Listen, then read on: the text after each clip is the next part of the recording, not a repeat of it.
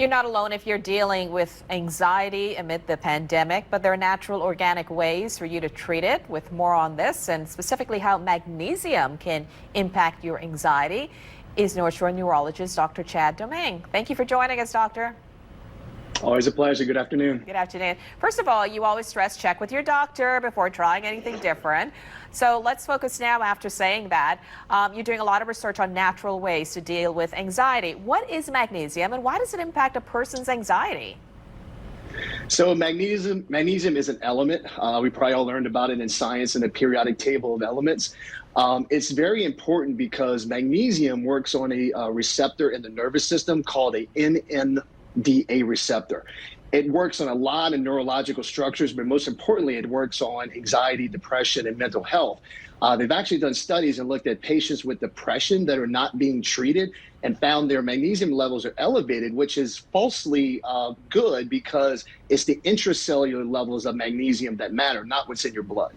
So which foods are high in magnesium and what happens to your behavior, your overall mood, if you've got too much of it or too little of it? So it's greens, so spinach, whole grains, nuts, seeds. The thing that was really eye-opening to me when I started doing research on magnesium, 68% of American lives have low level of magnesium. And the reason for that is we're such a processed food nation now. We're moving away from green leafy vegetables, nuts, and so forth. So these low level of magnesium is causing these neurons to fire at a different rate, and this is leading to anxiety, depression, and other problems. So let's break it down.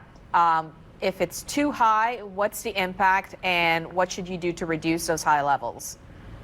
So too high, we see it more in the medical field. If you do too much magnesium, it can cause a neuromuscular blockade, so it can cause muscles to stop working.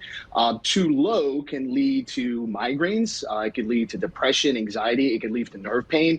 I've recommended magnesium beyond anxiety, depression, so for headaches and neuropathic pain, people with nerve damage and things like that. If it's too high, what should you cut out? What should you be doing?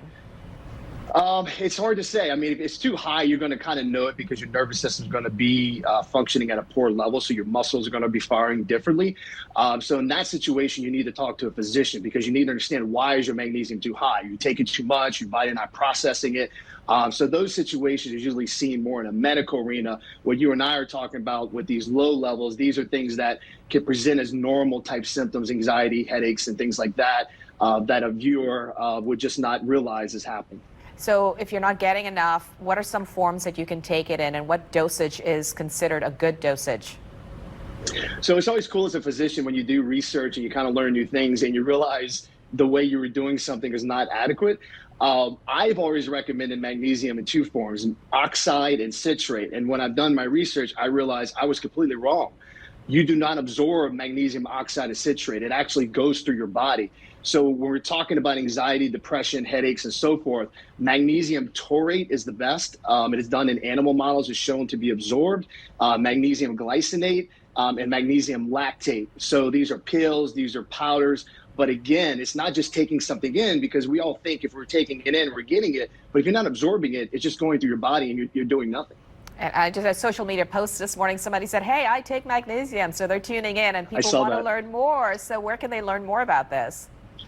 Yeah, so every Thursday on my social media, Dr. Chad Domingue on Facebook, Instagram, I'm doing a weekly segment, obviously, about these supplements, and it'll be posted tomorrow. You can always interact with me, ask questions. And I saw your viewer, so it was nice to see that feedback. Thank you, Dr. Chad. Have a great day. Always a pleasure. Take care, guys.